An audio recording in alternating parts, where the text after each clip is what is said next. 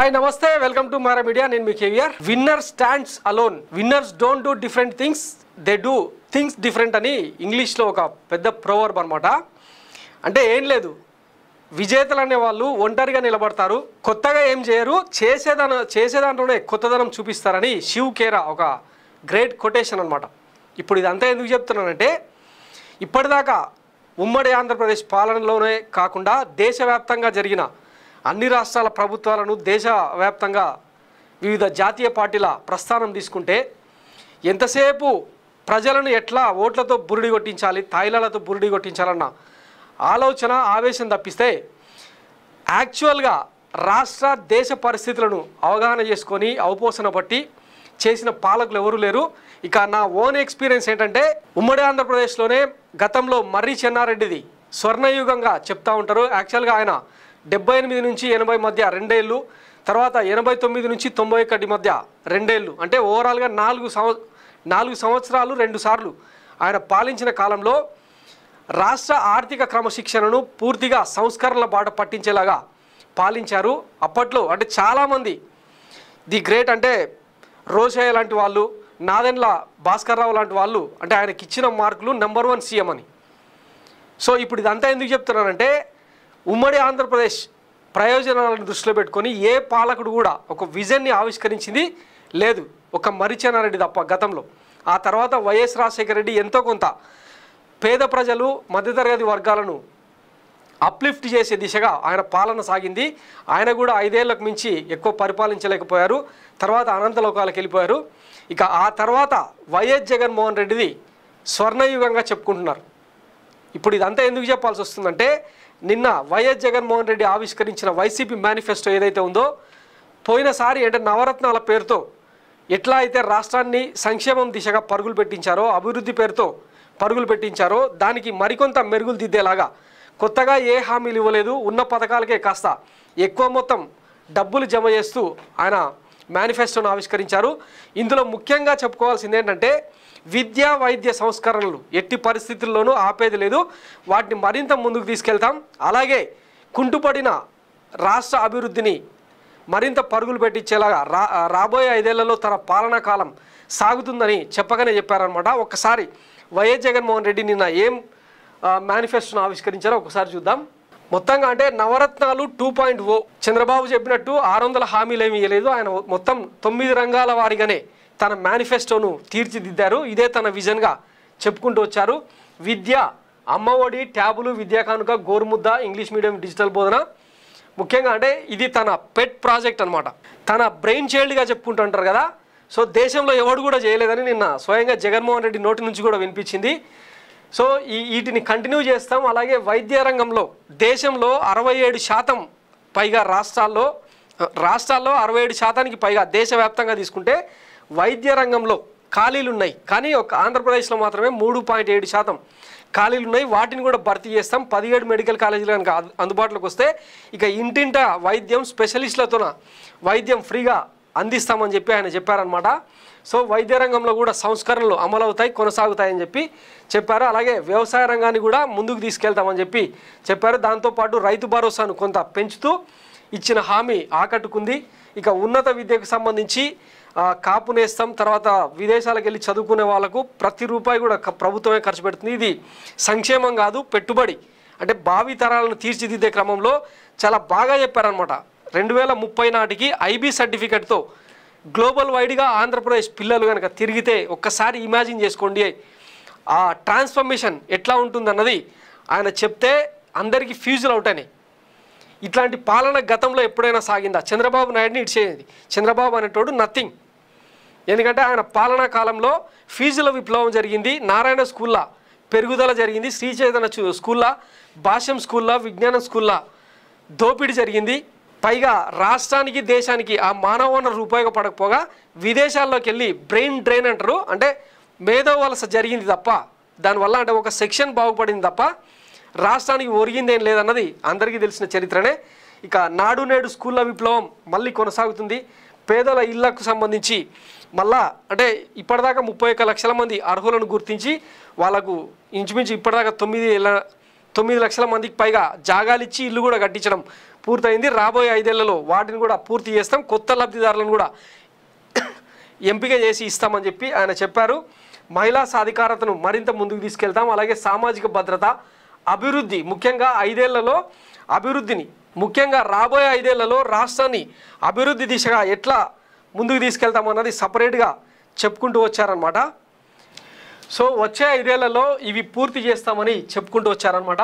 Polavaram project, వాస్తవానికి ఈ పోలవరం ప్రాజెక్టును చంద్రబాబు నాయుడు ఓన్లీ రాయపాటి సాంబశివరావు, మెగా కృష్ణారెడ్డి అంటే కొంతమందికి సంబంధించి కాంట్రాక్టర్లకు మేలు చేసేలాగా తన జేబు సంస్థలాగా ఏటీఎం లాగా ఎలా మార్చుకున్నాడో, దాని క్రమంలో పోలవరం ప్రాజెక్టును అడ్డదిడ్డంగా ఎట్లా కట్టారో, దాన్ని రినోవేట్ చేసి రిపేర్లు చేయడానికే ఇంచుమించు ఈ 3.5 ఏళ్ళ 4 ఏళ్ళ టైం సరిపోయింది. దాని ద్వారా ఎస్కలేషన్స్ కూడా పెరిగిపోయినాయి. ఈ నేపథ్యంలో రాబోయే 5 ఏళ్లలో అంటే వచ్చే టర్మ్లో పోలవరం ప్రాజెక్ట్ని పూర్తి చేస్తామని వైఎస్ జగన్మోహన్ రెడ్డి హామీ ఇచ్చారు. అలాగే 17 మెడికల్ కాలేజీల నిర్మాణంలో ఉన్న 4 పోర్ట్లు, 10 ఫిషింగ్ హార్బర్లు, 6 ఫిష్ ల్యాండింగ్ సెంటర్లు, భోగాపురం ఎయిర్పోర్టు, ప్రభుత్వ బడులు, హాస్టళ్లు, అంగన్వాడీలు, ఆసుపత్రులు, నాడు నేడు, పేదలందరికీ ఇళ్ల స్థలాలు మొదలుపెట్టిన ఇళ్ల నిర్మాణ విప్లవం పూర్తి చేస్తాం. భూముల resurvey, aqua university, law university, doctor Abdul Haq university, గిరిజన ఇంజనీరింగ్ కాలేజీ, గిరిజన యూనివర్సిటీ, ఇప్పటికే మొదలుపెట్టిన అగ్రి టెస్టింగ్ ల్యాబ్లు, కోల్డ్ స్టోరేజ్లు, గోడౌన్లు, ఫుడ్ ప్రాసెసింగ్ సెంటర్లు, ఎడెక్స్ ద్వారా మరిన్ని ఆన్లైన్ వర్టికల్ ప్రపంచ ప్రఖ్యాత యూనివర్సిటీలో సర్టిఫికేషన్ మరింత ముందుకు. ఇప్పటికే ఉన్న ఇంగ్లీష్ మీడియంతో పాటు ఏటా ఒక్కో తరగతికి ఐబీ సిలబస్ లాంటివన్నీ ఈ 5 ఏళ్లలో పూర్తి చేస్తామని చెప్పి చెప్పారన్నమాట. ఒక్క పోలవరం ప్రాజెక్టు తప్పిస్తే మిగతా అన్ని కూడా 18 నెలల్లో అంటే సంవత్సరంన్నరలో అధికారం చేపట్టిన నెక్స్ట్ 1.5 ఇయర్లోనే వీటన్నింటిని పూర్తి చేస్తామని చెప్పి ఆయన చెప్పుకుంటూ వచ్చారనమాట. ఇది జగన్కు సంబంధించిన విజన్. ఇక ఇందులో ముఖ్యంగా విద్యా వైద్య విప్లవానికి సంబంధించి మాట్లాడుకుంటే, ముందుగా విద్యారంగం గురించి మాట్లాడుకుంటే, ప్రభుత్వ బడుల్లో నాడు నేడు ఇంగ్లీష్ మీడియం ఇప్పటికే విద్యారంగానికి సంబంధించిన సంస్కరణలపై దేశవ్యాప్తంగా ఎట్లాంటి ప్రశంసలు కురుస్తున్నాయో అందరికీ తెలిసిందే. వాటిని కంటిన్యూ చేస్తూ ఈసారి అంటే ఒకసారి మళ్ళా అధికారంలోకి వస్తే ఏం చేస్తామన్నది క్లారిటీగా చెప్పగలిగారు. ప్రభుత్వ బడుల్లో నాడు నేడు ఇంగ్లీష్ మీడియం, 6వ తరగతి నుంచి డిజిటల్ క్లాస్ రూమ్లు, డిజిటల్ ఎడ్యుకేషన్, 8వ తరగతి పిల్లలకు ట్యాబ్లు, 3వ తరగతి నుంచి టోఫెల్ శిక్షణ, subject teacher, bilingual text books, Byju's content, CBSE నుంచి ఐబీ సిలబస్ వరకు ప్రయాణం. ఇలా మన పిల్లలకు అంతర్జాతీయ స్థాయి విద్య అందించే దిశగా అడుగులు వేయగలిగాం. 2019 మేనిఫెస్టోలో చెప్పినట్టు జగనన్న అమ్మఒడి, ప్రభుత్వ బడుల్లో ఇంగ్లీష్ మీడియం చదువులు, జగనన్న విద్యా దీవెన, జగనన్న వసతి దీవెన, మనబడి నాడు నేడు, జగనన్న గోరుముద్ద లాంటివి కంప్లీట్ చేశామని చెప్పారు. అలాగే మేనిఫెస్టోలో చెప్పకపోయినా జగనన్న విద్యా కానుక ద్వారా ఉచితంగా యూనిఫామ్, బ్యాగు, షూసు, సాక్స్లు, belt, bilingual text books, work books, Oxford dictionary మొదలైనవి ఇచ్చాం. ప్రభుత్వ బడుల్లో ఇంగ్లీష్ మీడియం సిబిఎస్ఈ నుంచి ఐబీ దాకా ప్రయాణం. 8వ తరగతి పిల్లలకు, టీచర్లకు బైజూస్ కంటెంట్తో ఉచితంగా ట్యాబులు ఇప్పటికే ఇచ్చాం. 62,000 ఇంటరాక్టివ్ ఫ్లాట్ ప్యానెల్స్. 6వ తరగతి నుంచి ప్రతి తరగతిలోనూ డిజిటల్ బోధన. ఇవి ఆన్లైన్లోనూ ఆఫ్లైన్లోనూ పనిచేస్తాయి. ప్రతి బడిలోనూ ఇంగ్లీష్ ల్యాబులు. 1 నుంచి 5వ తరగతి పిల్లలకు ప్రతి బడిలోనూ ఒక స్మార్ట్ టీవీ చొప్పున 45,000 స్మార్ట్ టీవీలు, ఇంగ్లీష్ ల్యాబులు ఇప్పటికే అనుసంధానం. 3వ తరగతి నుంచే టోఫెల్ శిక్షణ, సబ్జెక్ట్ టీచర్ కాన్సెప్ట్. 7 నుంచి 12వ తరగతి వరకు చదువుతున్న 10 లక్షల మంది విద్యార్థులకు ఉచితంగా శానిటరీ నాప్కిన్స్. 6,100 పోస్టులతో డిఎస్సి నోటిఫికేషన్ ఇచ్చాం. మొత్తంగా 21,108 టీచర్ పోస్టులు భర్తీ చేశాం. ప్రతి మండలంలోనూ ఒక బాలికల జూనియర్ కాలేజీ ఏర్పాటు. వచ్చే 5 ఏళ్లలో అమ్మఒడి, విద్యా దీవెన, వసతి దీవెన, విదేశీ విద్యా దీవెన కొనసాగిస్తాం. అన్ని ప్రభుత్వ బడుల రూపురేఖలు మార్చే మనబడి నాడు నేడు కొనసాగిస్తాం. అన్ని సంక్షేమ హాస్టళ్లు, అంగన్వాడీలు, డిగ్రీ కాలేజీల రూపురేఖలు మారుస్తాం. 2025 నుంచి 1వ తరగతి ఐబీ విద్యా విధానం. ఇలా ప్రతి ఏడాది ఒక క్లాస్ పెంచుకుంటూ 2035 నాటికి 10వ తరగతి విద్యార్థులకు ఐబీ రాష్ట్ర బోర్డుల జాయింట్ సర్టిఫికేషన్. 8వ తరగతి విద్యార్థులకు ప్రతి ఏటా ట్యాబ్లు అందజేసే కార్యక్రమం కొనసాగిస్తాం. 18 యూనివర్సిటీల్లో కోర్టు కేసులతో పెండింగ్లో ఉన్న 3,295 అధ్యాపకుల పోస్టుల భర్తీ చేసే ప్రక్రియను కోర్టు కేసులను అధిగమించి మొదలుపెట్టాం. దాన్ని త్వరితగతిన పూర్తి చేస్తాం. డిజిటల్ ఎడ్యుకేషన్తో పాటు విద్యారంగాన్ని మరింత బలోపేతం చేస్తామని చెప్పి విద్యారంగానికి సంబంధించి వైఎస్ జగన్మోహన్ రెడ్డి ఇచ్చిన హామీ. ఒకసారి మనం అంటే ఈ డిజిటల్ విప్లవానికి సంబంధించి రాష్ట్రంలో అంటే వాస్తవానికి అంటే ప్రాక్టికల్గా మాట్లాడుకుంటే దేశంలోనే 70% పైగా జనాభా కేవలం విద్యా వైద్యం కోసమే 70% తమ ఆదాయాన్ని ఖర్చు పెడతాయన్నది ఒక రఫ్ లెక్క.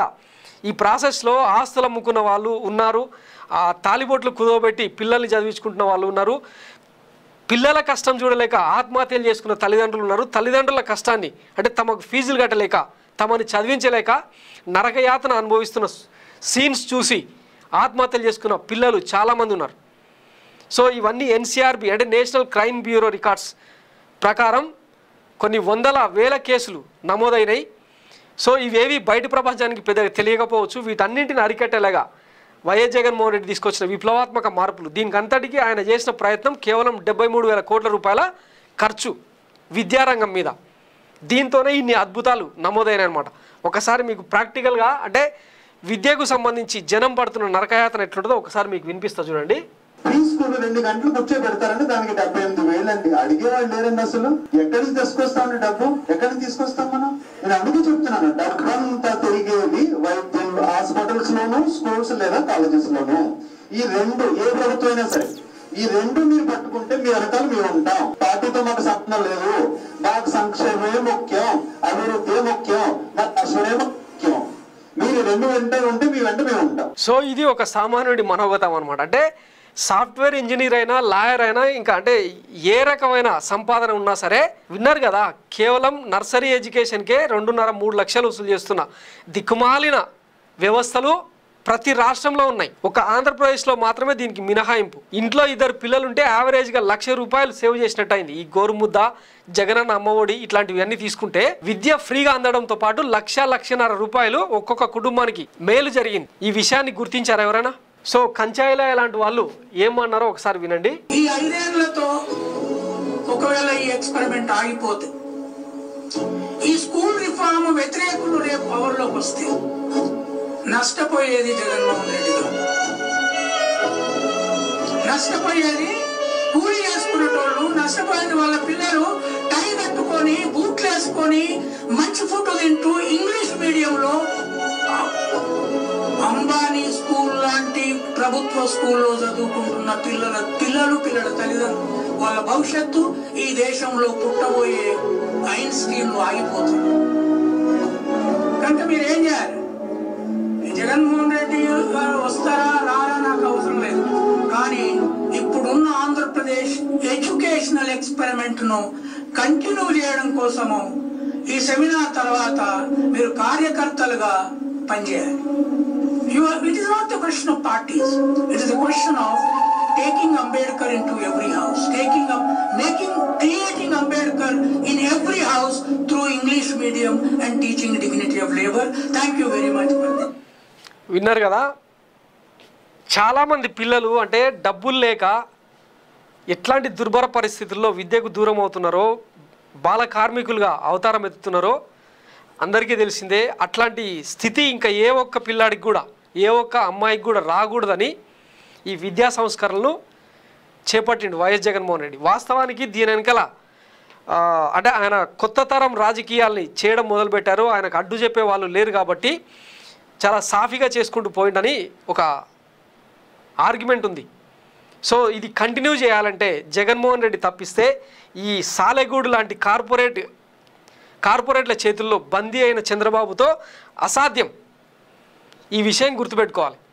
సో పదే ఎందుకు చెప్తున్నామంటే విద్యా వైద్యం అనే 2 అంశాల ఆధారంగా కోటీశ్వర్లు కూడా పేదవాళ్ళు అయిపోతున్నారబ్బా. సో వైఎస్ జగన్మోహన్ రెడ్డి ఈ 2 నుంచి, ఈ కష్టాల నుంచి బయటపడేసిండు. ఇది ప్రతిపక్షాలకు నచ్చలేదు, ఈ పచ్చ మాఫియాకు నచ్చలేదు. విద్యారంగంలో మర్రి చెట్టులాగా ఊడలు దింపిన ఈ నారాయణ, శ్రీ చైతన్య లాంటి కాలేజీల యాజమాన్యాలకు మింగుడు పడతలేదు. ఎక్కడ దాకా ఎందుకు ఈ శ్రీ చైతన్య కాలేజీ యాజమాన్యాలు జనసేన పార్టీకి 5 కోట్ల రూపాయలను ఎలక్టోరల్ బాండ్స్ రూపంలో డొనేషన్స్ ఇచ్చినాయి. రేపు కూటమి కనుక అధికారంలోకి వస్తే ఈ సంస్కరణలన్నీ కొనసాగుతాయా? ఒక్కసారి మీ గుండె మీద చేసుకొని ఆలోచించండి. సో ఇక వైఎస్ జగన్మోహన్ రెడ్డి మేనిఫెస్టోలో అద్భుతాలు లేవు, పెద్దగా తాయిలాలు లేవు, రుణమాఫీ లేవు, ఇవన్నీ ఈక్వేషన్స్ కాదు.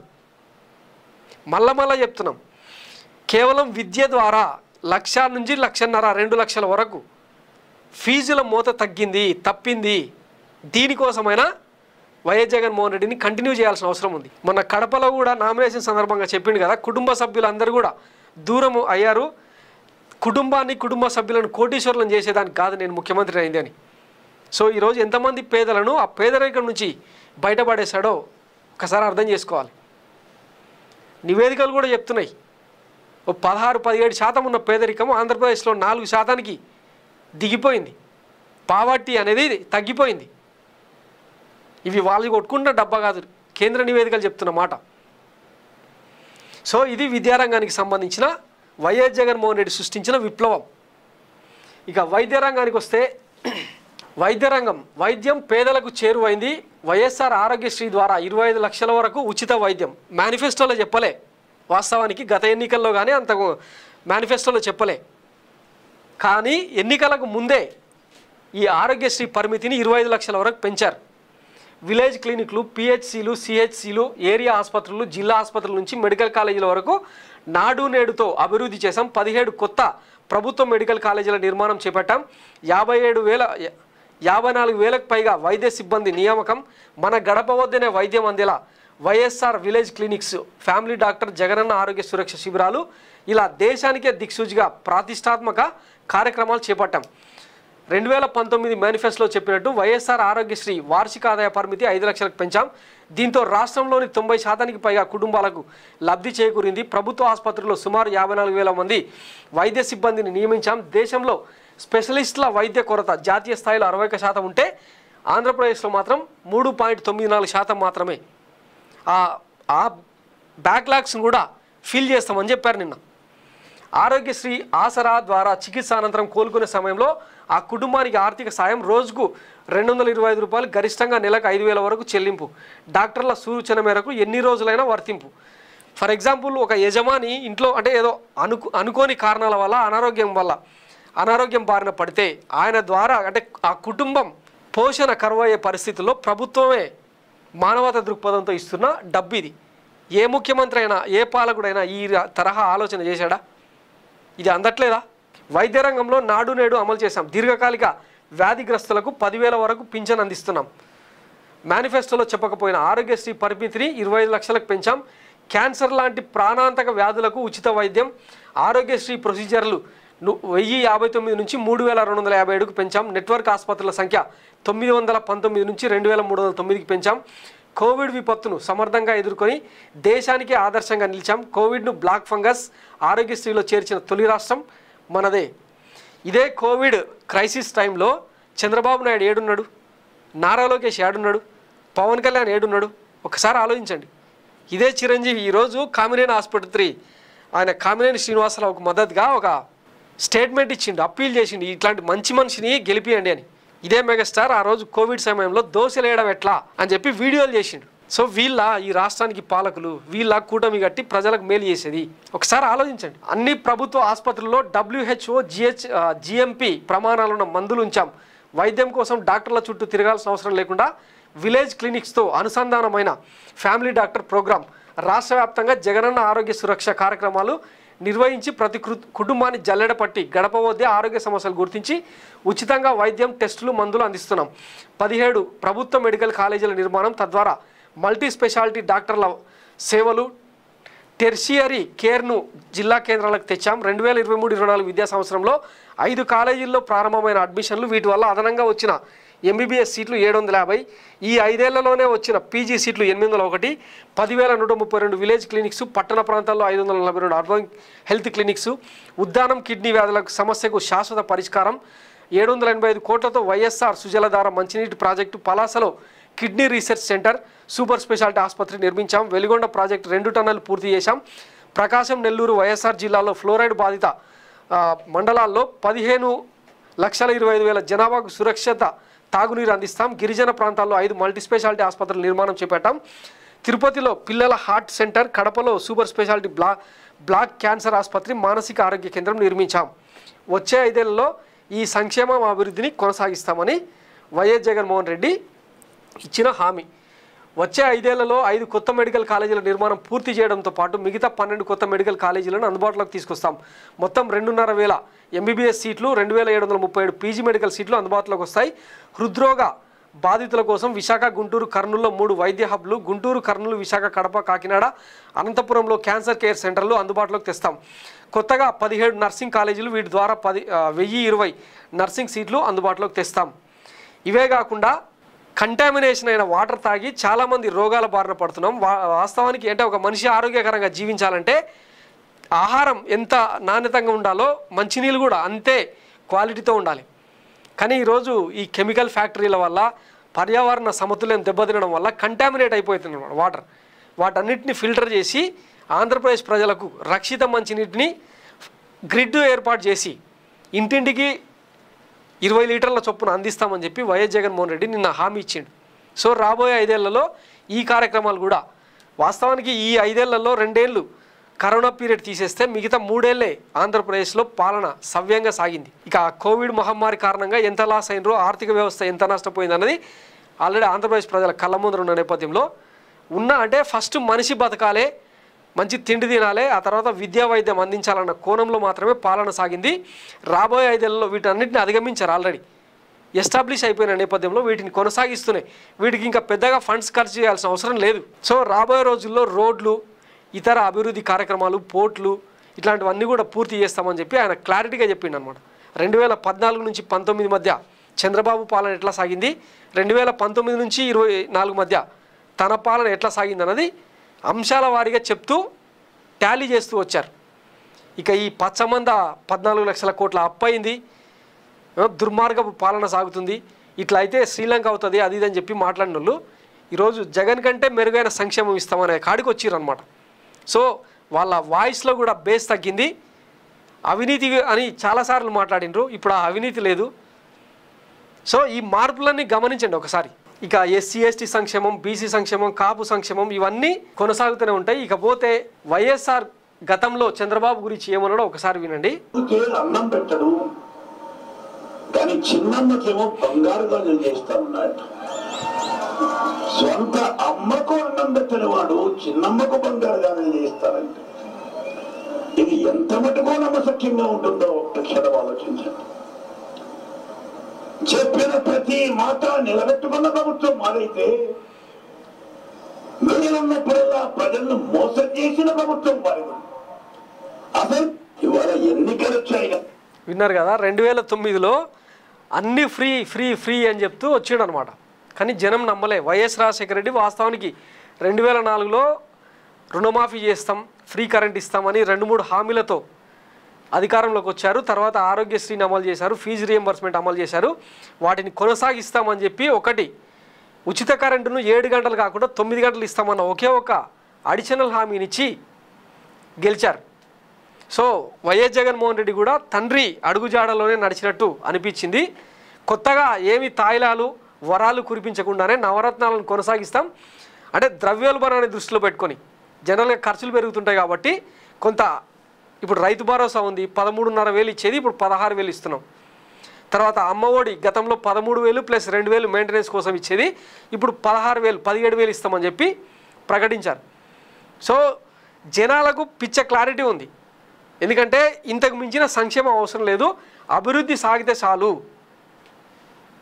అని చెప్పి ఒక కంక్లూజన్కి వచ్చిన నేపథ్యంలో గ్రౌండ్ రియాలిటీ అర్థం చేసుకున్న వైఎస్ జగన్మోహన్ రెడ్డి కొత్తగా హామీల జోలికి పోకుండా రాష్ట్ర ఆర్థిక పరిస్థితిని దృష్టిలో పెట్టుకొని అంటే చంద్రబాబు లాగా రాష్ట్రాన్ని దివాలా తీయించే పథకాలను కాకుండా జనానికి ఏమవసరమో పేద మధ్యతరగతి వర్గాలకు ఏవైతే అవసరం పడతాయో వాటి మీదనే ఫోకస్ చేస్తూ ఆయన మేనిఫెస్టో రిలీజ్ చేశారు.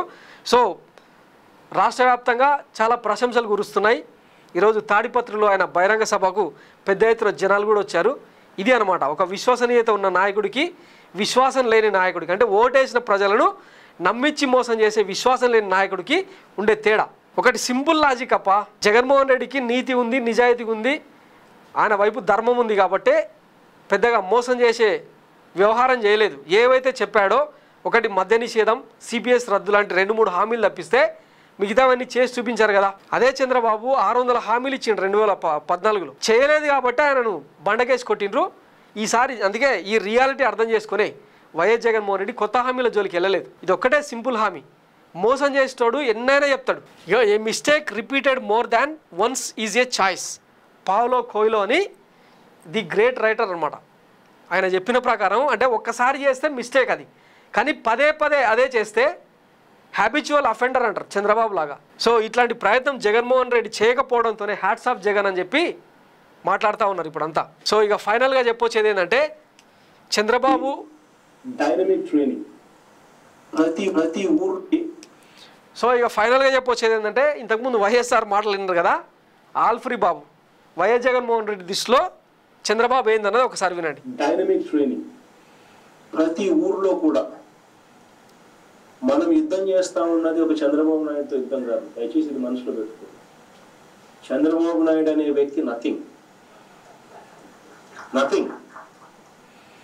చాలా కరెక్ట్గా చెప్తాం, చంద్రబాబు అనే వ్యక్తి నథింగ్. విన్నారు కదా, మనం యుద్ధం చేస్తాం. చంద్రబాబు నాయుడు విన్నారు కదా, చంద్రబాబు నాయుడు అనేటోడు నథింగ్. గతంలో అంటే రాజకీయ విశ్లేషకులు పలువురు ప్రజాప్రతినిధులు అన్నమాట ఏంటంటే, చంద్రబాబు ప్రతిపక్షంలో ఉంటే గెలవడం ఇంకా ఈజీ అని గతంలో వైఎస్ఆర్ చెప్పిండు, జగన్మోహన్ రెడ్డి కూడా చెప్పిండు అనమాట. సో ఆయనను పట్టించుకోవాల్సిన అవసరం లేదు. ఈ దునియా మొత్తంలో విశ్వసనీయత అన్నదానికి ఉండే విలువ చంద్రబాబుకు తెలియదు. అది పోగొట్టుకున్నాడు కాబట్టే ఇప్పుడు మోకాల యాత్ర చేసిన, బోడిగుండు యాత్ర చేసినా కూడా ఆయనకు ఓట్లు పడే పరిస్థితి లేదు. అందుకే గాజు గ్లాస్తో గుచ్చండి, గులకర్రాలతో ఇసరండి, జగన్ని చంపేస్తే ఏమవుతుంది అని చెప్పి ఫ్రస్ట్రేషన్లో మాట్లాడుతూ ఉన్నారనమాట, టంగ్ స్లిప్ అయి. ఇక ఫైనల్గా సంక్షేమం అంటే ఏందని ఒక ఐఏఎస్ ఆఫీసర్ అజయ్ కల్లం మాట్లాడిన మాటల్లో విందాం. మాట్లాడుతున్నారంటే అది కాల మహిమ. డెవలప్మెంట్ అంటే ఏంటి? హ్యూమన్ క్యాపిటల్ బిల్డ్ చేయకుండా డెవలప్మెంట్ ఏముంటుంది? సోకాల్ డెవలప్మెంట్ పర్సెప్షన్ ఏదైతే మనకు ఉందో, కాంక్రిటైజేషన్, ఒక రోడ్డు వేయటము, ఒక బిల్డింగ్ కట్టడము, కాలువ తోటము తేలికెందుకు? మీరు చేసేది ఏముంది? డబ్బు తీస్తే కాంట్రాక్టర్ చేసి పెడతాడు. దానివల్ల లాభం ఎవరికి ఎక్కువ? మనం అనుకుంటాం మనకి చాలా లాభం అని. యాక్చువల్ గా ఆ డెవలప్మెంట్ చేస్తే పాలకులకు కాంట్రాక్టర్లకు వెళ్ళిందంటే వాళ్ళకి చాలా లాభం కదా. అటువంటి లాభం వచ్చేటటువంటి పనులు మానుకుని లాభం రానటువంటివి కష్టతరమైనటువంటి పనులు ఎందుకు చేస్తున్నారు అనేది ఒకసారి మనం ఆలోచించుకోవాలి. ఎందుకంటే ఛాలెంజింగ్ థింగ్స్ చేయగలిగినప్పుడే నిజమైనటువంటి అభివృద్ధి ఉంటుంది. ప్రజలు కోరుకున్నది చేయగలిగినప్పుడే మనం సరైనటువంటి పరిపాలన చేసిన వాళ్ళు అవుతామనే ఉద్దేశం ఉన్న వాళ్ళే కష్టమైన పనులు చేస్తారు. అందుకని social, economic and education empowerment ముందు తీసుకుని వచ్చినప్పుడే మనం ముందుకు వెళ్తాం. మిగతాదే ఉంది అట్లా 3-4 సంవత్సరాలు రోడ్లు వేయడం, కాలువలు తోటం కష్టం కాదు కదా, డబ్బులు ఇచ్చేస్తే కాంట్రాక్టర్ వెంటనే చేసేస్తారు. ఎప్పుడైనా చేయొచ్చు అనే ఉద్దేశంతో దాన్ని ఒక సెకండరీ ప్రయారిటీ కింద బహుశా ఈ ప్రభుత్వం నిర్ణయించుకుందని చెప్పి ఇటువంటి డెవలప్. విన్నారు కదా, డబ్బులు ఉంటే ఇన్ఫ్రాస్ట్రక్చర్, రోడ్లు కావచ్చు డెవలప్ చేయడానికి ఎంతసేపు, కానీ ప్రాధాన్యత క్రమంలో చేయాల్సిన పనులు వేరే. హ్యూమన్ రిసోర్స్ అంటే మానవ వనరులను అభివృద్ధి చేయకుండా ఏ రాష్ట్రం, ఏ దేశం బాగుపడినట్టు చరిత్రలో లేదు. ఈరోజు జపాన్కు ఉండే విశ్వసనీయత ఏంది? వాళ్ళ మానవ వనరులను బిల్డ్ చేసుకున్నారు. అట్లా హైలీ టాలెంటెడ్, పక్క వాళ్ళ మీద ఆధారపడకుండా హిరోషిమా, నాగసాకి లాంటి చోట్ల అణుబాంబులు పడ్డ గడ్డిపోచ మొలవని ప్రాంతాలను ఈరోజు సూపర్ పవర్గా ఎదిగేలా తయారైంది జపాన్. దీనికి కారణం ఎవరు? ఆస్తులా, అంతస్తులా? కేవలం మ్యాన్ పవర్, హ్యూమన్ రీసోర్స్ని డెవలప్ చేసుకుంటే అన్ని అద్భుతాలు జరుగుతాయి. ఈరోజు అమెరికా సూపర్ పవర్గా ఎట్లా ఎదిగింది? కేవలం అంటే బ్రెయిన్ డ్రైన్, మేధో వలసను ప్రోత్సహించింది కాబట్టి, అత్యధికంగా భారతీయులు వెళ్ళి అమెరికాలో సేవ చేస్తున్నారు కాబట్టి ఈరోజు అది అంత ఎత్తుకెదిగింది. అదే ప్రయత్నం ఆంధ్రప్రదేశ్లో జరుగుతుంటే ఎందుకు అర్థం కావట్లేదు మీకు? రోడ్లు ఉంటాయి, ఏమో ఈ పెద్ద పెద్ద బిల్డింగ్లు ఉంటాయి, వాటి వల్ల పేదలకు ఏమన్నా మేలు జరుగుతుందా? ఒకసారి ఆలోచించండి. అదే పేద మధ్యతరగతి వర్గాల్లో పిల్లలు ఎదిగితే, రేపు పొద్దున వాళ్ళు ప్రయోజకులు అయితే, కంపెనీలు పెట్టగలిగితే ఎంత పెద్ద ఎత్తున రాష్ట్రానికి, దేశానికి డబ్బు సంపాదించిన వాళ్ళు అవుతారు. ఒకసారి ఆలోచించండి. సమాజం ఎక్కడి నుంచో తయారు కాదు, ఉన్న సమాజాన్నే మంచి మంచి విద్యాబుద్ధులతో బిల్డ్ చేయాల్సిన అవసరం ఉంటుంది. ఈ విషయాన్ని గత పాలకులు ఎవరు పట్టించుకోలే. ఎందుకంటే రొడ్డకొట్టుడు రాజకీయాల్లో కుర్చీని పదిలం చేసుకునే క్రమంలో చేసుకుంటూ పోయారు తప్ప గట్సున్న లీడర్ ఎవరు చేయలే. ఇంతకుముందు వీడియోలో చెప్పినా కదా నేను, గతంలో అంటే మర్రిచెన్నారెడ్డి కాలంలో ఆంధ్రప్రదేశ్ స్వర్ణయుగం అని చెప్పారు. ఆ తర్వాత అంతటి విజనరీ ఉన్న పాలకుడు జగన్మోహన్ రెడ్డి ఒక్కడే. సో ఈ నిజం అర్థమైన రోజు ఈ మూర్ఖులు ఎవరైతే మాట్లాడుతూ ఉన్నారో, రాజధాని లేదు, రోడ్లు లేవు, 3 రాజధానుల కాన్సెప్ట్ ఏంది, ఇట్లాంటి మాటలన్నీ మాట్లాడే వాళ్ళకు ఇంకా అదొక పిచ్చి, అదొక ట్రాన్స్. అట్లాంటి వాళ్ళని మనం ఏం చేయలేము, ఇడిచేయండి. ఎవరైతే లబ్ధి పొందినరో, ఎవరికైతే ఈ సంస్కరణల మీద గురి కుదిరిందో, వైఎస్ జగన్మోహన్ రెడ్డి చేయగలడు, సమర్థుడు అని అనుకున్న వాళ్ళే వైసీపీకి ఓటేయండి. మిగతా వాళ్ళంతా పక్కకెళ్ళి ఆడుకోవచ్చు అనమాట. ఇది Myra media exclusive analysis on YS Jaganmohan Reddy vision. రాబోయే 5 ఏళ్ల కాలంలో ఆంధ్రలో ఆయన అభివృద్ధి కార్యక్రమాలు ఎట్లా ఉంటాయన్నది ఆవిష్కరించిన నేపథ్యం. సో చూస్తూనే ఉండండి మైరా మీడియా. నేను మీ కేవీఆర్. Thank you.